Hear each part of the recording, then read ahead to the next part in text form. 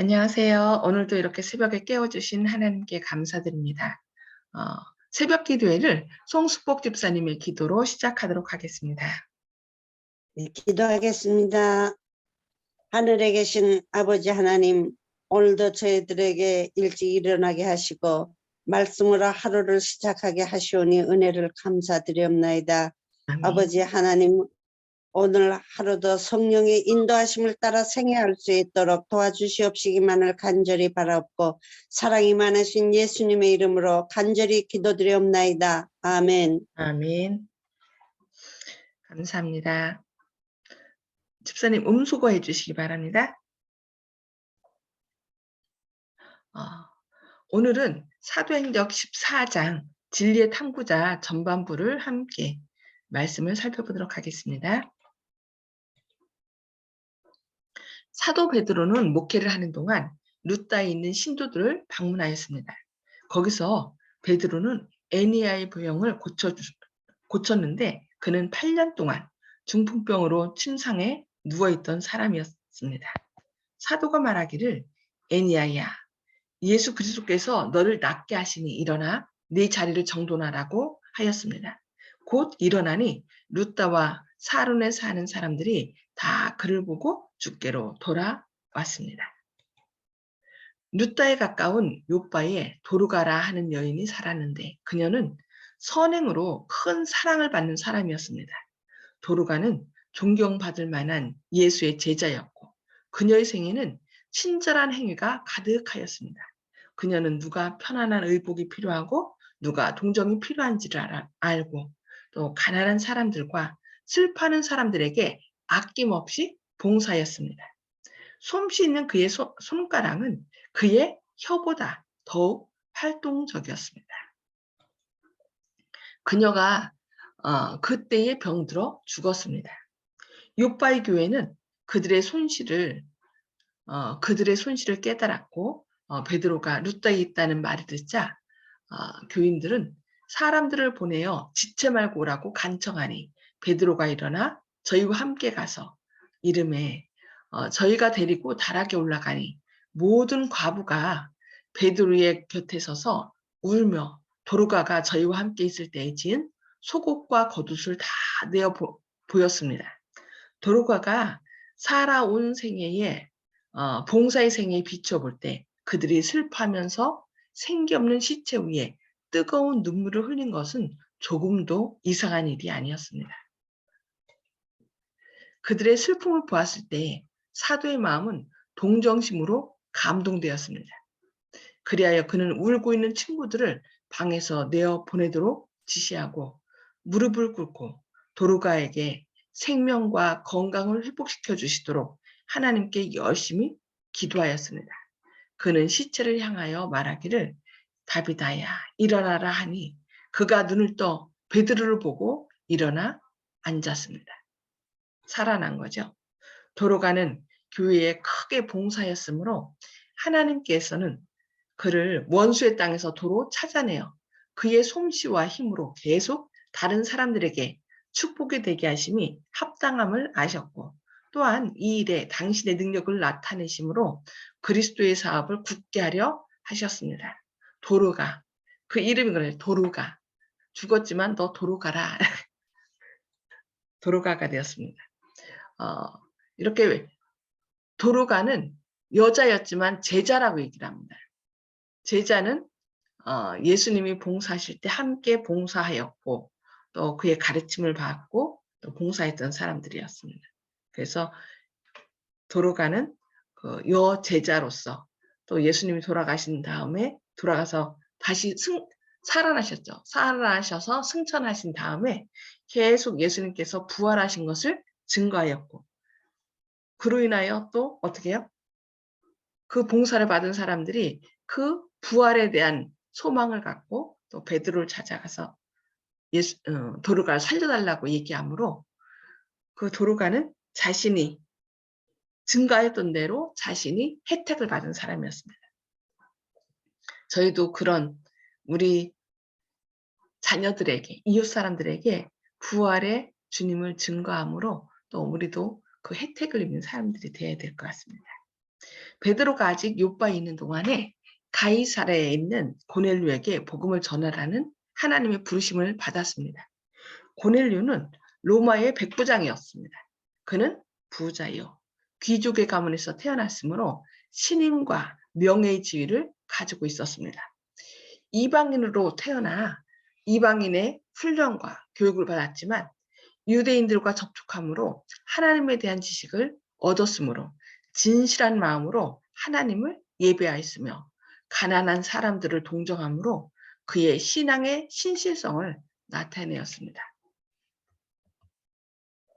그는 그의 선행으로 인해 원근에 널리 알려졌고 그의 의로운 생애로 유대인들과 이방인들 모두에게 좋은 평판을 얻었습니다. 그의 가만은 접촉하는 모든 사람에게 축복이 되었습니다. 영감의 기록은 고넬료를 경건하여 온 집으로 더불어 하나님을 경외하며 백성을 많이 구제하고 하나님께 항상 기도하던 사람이라고 묘사하고 있습니다. 하나님을 천지의 창조주로 믿는 고넬료는 하나님을 경배하고 그분의 권위를 인정하며 생애의 모든 일에 그분의 권고를 구하였습니다. 그는 가정생활과 공무에 있어서 하나님께 충실하였습니다. 그는 하나님의 도움 없이는 감히 그의 계획을 실행하거나 책임을 지려고 하지 아니하였기 때문에 하나님께 가족재단을 쌓았습니다.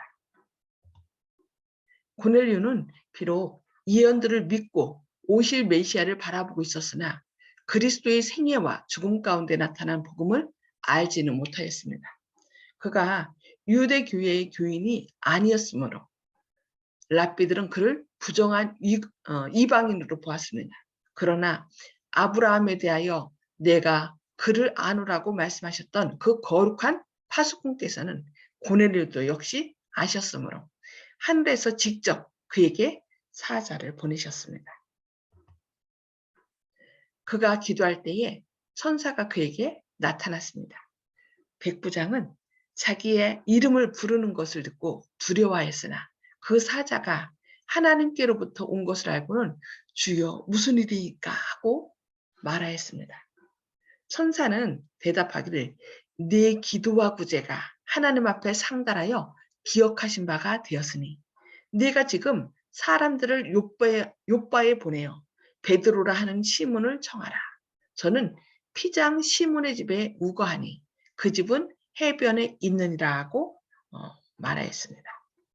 베드로가 묵고 있던 집에 사람의 직업까지 지칭한 이 분명한 명령은 하늘이 모든 계급의 사람들의 역사와 사업을 잘 알고 있음을 나타냅니다. 하나님께서는 겸손한 노동자의 경험과 이를 보좌에 앉은 왕의 그것처럼 익히 알고 계십니다. 우리가 무엇을 하는지 우리의 직업도 알고 계시고 우리의 그 상황도 아신다는 것입니다. 사람들을 욥바에 보내어 시몬을 청하라. 이와 같이 하나님께서는 복음 사업과 당신의 조직된 교회에 대해 관심을 가지고 계신 증거를 주셨습니다. 고넬료에게 십자가 이야기를 하는 것은 천사가 할 사명이 아니었습니다. 백부장 자신처럼 인간적인 약점이 있고 유혹을 받기 쉬운 한 사람이 그에게 십자가에 못 박히고 부활하신 구주에 관하여 말해 주어야 하였습니다. 천사를 통하여 직접 말씀하는 것이 아니라 같은 성정을 가진 같은 상황을 아는 연약한 사람을 하나님께서는 축복의 통로로 사용하신다는 것입니다. 하나님께서는 사람들 가운데 당신의 대표자로서 타락한 일이 결코 없는 천사들을 선택하지 않으시고 구원하고자 하는 사람들과 성정이 같은 사람을 택하신다. 여기 말씀했죠. 예, 그러니까 나는 뭐 연약하고 부족하고 뭐 못해라고 얘기할 필요가 없어요. 왜냐하면 그 모든 경험들을 하나님께서는 활용하신다는 것입니다. 그리스도께서는 인간과 접촉하시려고 인성을 취하셨습니다. 세상에 구원을 주기 위해서는 신성과 인성을 겸비한 구조가 필요하였습니다. 남녀들은 측량할 수 없는 그리스도의 충성을 알리라는 신성한 임무를 받고 있습니다. 우리가 경험한 그 모든 것들, 하나님께서는 그 모든 것을 활용하시는 것입니다. 주께서는 당신의 지혜로서 진리를 찾는 사람들을 이미 진리를 아는 이와 접촉하게 하십니다. 빛을 받은 사람들이 어둠에 있는 사람들에게 빛을 나누어 주도록 하는 것이 하나님의 계획이십니다. 지혜의 큰 근원으로부터 그 능력을 얻는 인간이 일하는 대리, 즉 통로가 된 그를 통해서 복음이 사람들의 정신과 마음을 변화시키는 능력을 발휘하게 됩니다. 이것이 하나님의 목적입니다. 우리 각자를 통해서, 그러니까 각기 다른 성향을 가진 사람들, 또 그 상황이 다 다른 사람들을 택한 이유가 그 자신이 경험한 그 경험을 가지고 또 같은 경험을 경험을 하면서 또 상처를 받은 사람들을 위로하도록 부르신다는 것입니다. 고넬료는 기쁨으로 그 환상에 순종하였습니다. 천사가 떠난 후에 백부장은 집안 하인들과 종들 가운데 경건한 사람 하나를 불러 이 일을 다 보하고 요바로 보내었습니다. 천사는 고넬료와 이야기를 나눈 후에 요바에 있는 베드로에게 갔습니다. 그때 베드로는 그가 유숙하는 집에 지붕에서 기도하고 있었으며 시장하여 먹고자 하며 사람을 준비할 때 비몽사몽의 상태에 들어갔다고 기록되어 있습니다.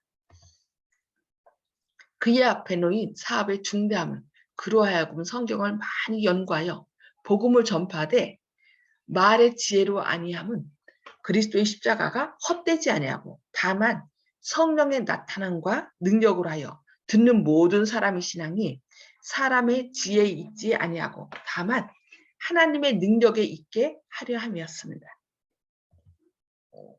베드로가 배고파한 것은 육신의 음식만이 아니었습니다. 베드로는 지붕에서 욥과 성과 인근의 촌락을 바라보면서 동포의 구원을 갈망하였습니다. 그는 그리스도의 고난과 죽음에 관한 예언들을 성경에서 찾아내어 그들에게 알려주고자 하는 열렬한 소망을 가지고 있었습니다. 환상 중에 베드로가 하늘이 열리며 한 그릇이 내려오는 것을 보니 큰 보자기 같고 내 귀를 메어 땅에 들이웠더라. 그 안에는 땅에 있는 각색 네 발 가진 짐승과 기는 것과 공중에 나는 것들이 있는데 또 소리가 있으되 베드로야 일어나 잡아먹어라 하거늘 베드로가 가로되 주여 그럴 수 없나이다.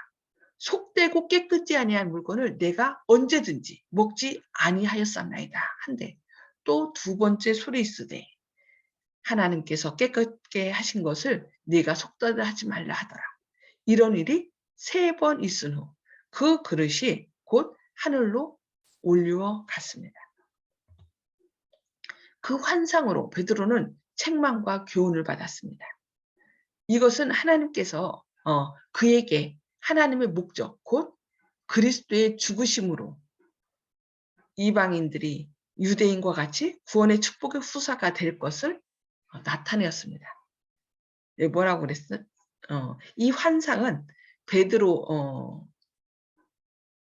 환상으로 베드로는 책망과 교훈을 받았다고 말합니다. 그것은 그에게 하나님의 목적 곧 그리스도의 죽으심으로 이방인들이 유대인들과 같이 구원의 축복의 후사가 될 것을 나타내었다고 이렇게 말하고 있습니다. 그러나 아직 제자들 중에 아무도 이방인들에게 복음을 전하지 아니하였습니다. 그들의 마음 가운데 그리스도의 죽으심으로 이미 무너진 장벽이 아직도 존재하여 그들의 노력은 유대인들에게만 국한되어 있었다고 말하고 있습니다. 이것은 그들이 이방인들을 복음의 축복에서 제외한 사람들로 생각한 까닭이었습니다. 이제 주께서는 하나님의 계획의 범위가 세계적인 것임을 베드로에게 가르치고자 하셨습니다. 많은 이방인들이 베드로와 다른 사람들의 전도를 흥미있게 듣고 있었으며 많은 헬라파 유대인들이 그리스도를 믿는 신자들이 되었지만 고넬료의 개종은 이방인들 가운데 가장 중요한 일이 될 것이었습니다. 그리스도의 교회의 사업이 아주 새로운 국면으로 들어가야 할 때가 이르렀습니다. 많은 유대인 회심자들이 이방인에 대하여 닫았던 문을 이제 열어야 하였습니다. 그러므로 복음을 받은 이방인들은 할례의식을 지킬 필요가 없이 유대인 제자들과 동일하게 간주되어야 하였습니다. 유대인의 교육으로 인해 베드로의 마음 깊이 뿌리 박힌 이방인들에 대한 편견을 제거하는 일에 주께서는 얼마나 주의 깊이 일하셨던가. 보자기와 그 속에 든 물건들의 환상으로 주께서는 사도의 마음에서 이 편견을 없이 하여 하늘에는 사람을 차별하는 일이 없다는 중요한 진리를 가르치고자 하셨습니다. 하나님이 보시기에 유대인과 이방인은 다 같이 귀중하였습니다. 그리스도를 통하여 이교도들도 복음의 축복과 특권의 참여자들이 될 수 있었던 것입니다. 많은 일반 기독교인들이 이 환상 가운데 그 부정한 것들이 내려왔는데 이것을 잡아먹어라. 그러니까 이것은 아무 음식이나 다 먹어도 된다. 다 거룩하다 하나님께서 하셨다라고 그렇게 풀이하면서 아무거나 다 먹어도 된다라고 가르치고 있습니다. 그런데 분명히 이 베드로가 여기서 먹었나요? 안 먹었나요? 먹지 않았죠. 그때 하나님께서 이것을 통해서 뭘 주셨냐면은 여기 이제 보자기와 그 속에 든 물건들의 환상으로 주께서는 사도의 마음에서 이 편견을 없애요. 그러니까 이방인들은 부정하다는 편견을 없애했다 그랬어요. 그러면서 뭐라고 말씀하셨냐면은 하나님께서 속되다 한 것을 네가 깨끗하다 한 것을 네가 부정하다, 속되다 하지 말라라고 얘기를 한 거였죠. 그러면서 그 편견, 이방인들은 부정하다는 편견을 하나님께서는 어떻게 한다? 이방인들도 차별하지 않고 속되다 하지 않는다라는 것을 가르치셨다는 것입니다. 그래서 하나님이 보시기에 유대인과 이방인은 다 같이 귀중하다는 것을 이 환상을 통하여 가르치신 것입니다. 그러나 자꾸 이것을 음식 문제로 얘기하면서 아무거나 먹어도 된다. 그것이 아니면 우리는 여기서 확실하게 배워야 되겠고 우리가 혹시 사람들을 편견을 가지고 저 사람은 이방인이라는데 이방인에게 복음이 전해졌기 때문에 오늘 우리에게도 복음이 전해진 것입니다. 그리고 혹시 우리 마음 가운데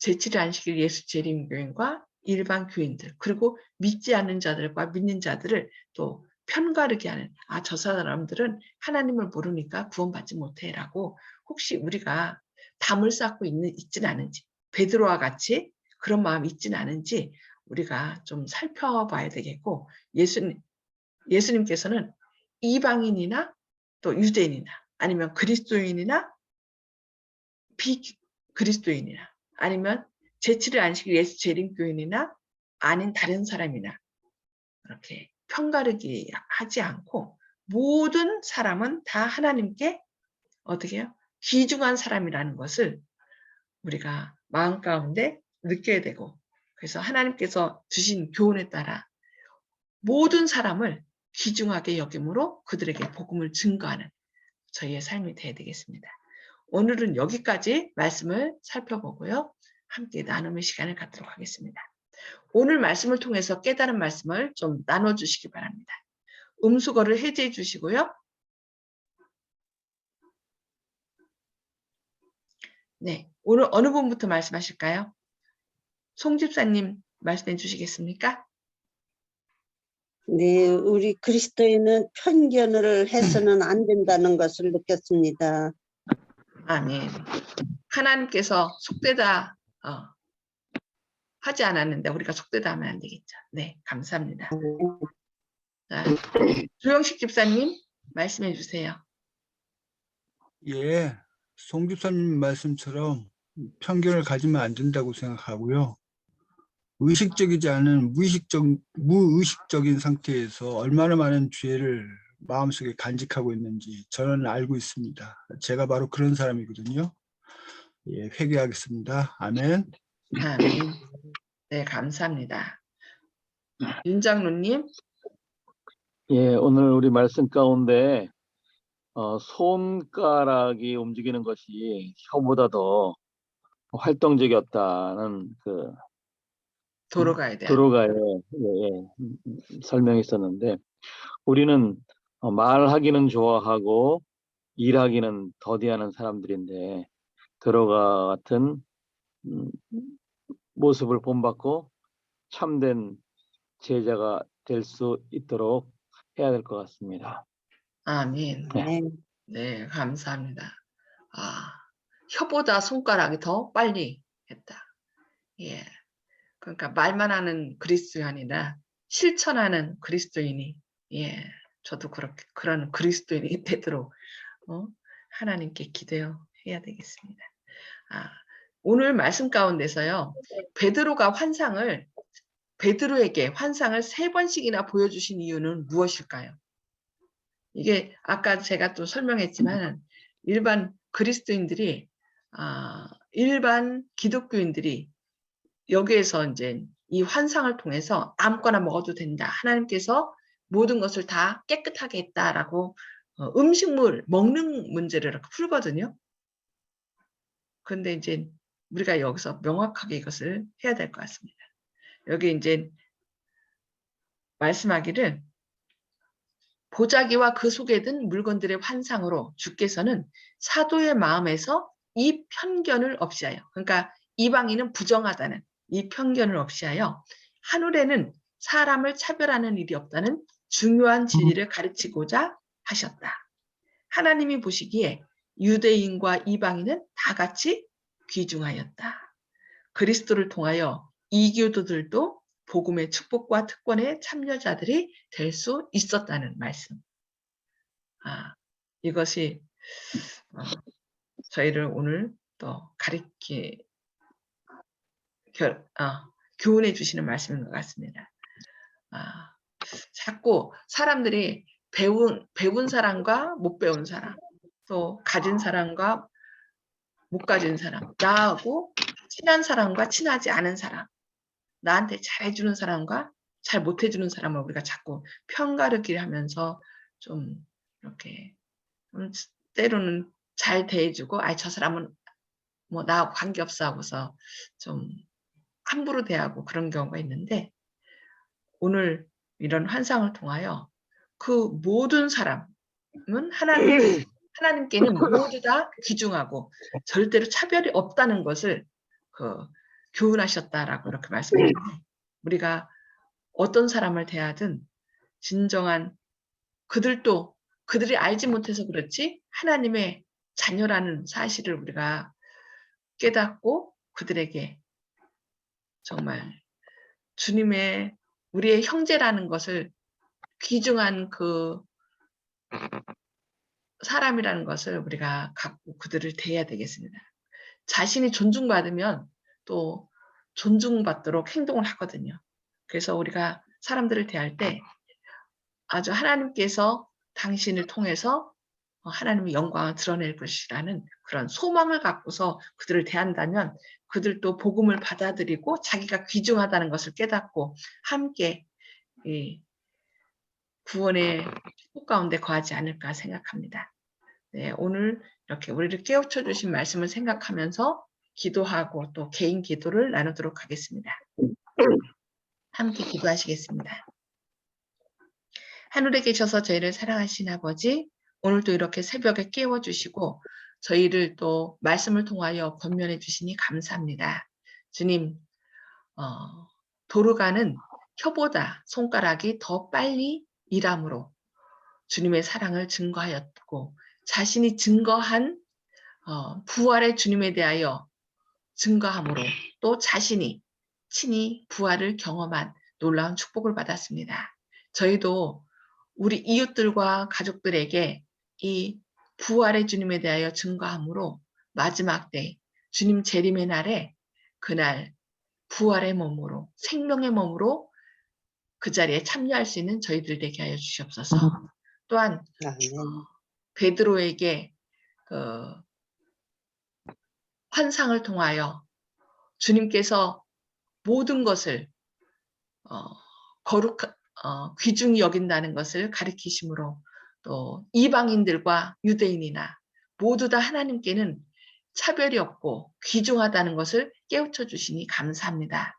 주님, 저희가 아멘. 꼭 생애하면서 가진 자와 안 가진 자, 배운 자와 못 배운 자, 또 나하고 친한 자와 친하지 않은 자를 혹시 차별하여 대우하지는 않았는지요.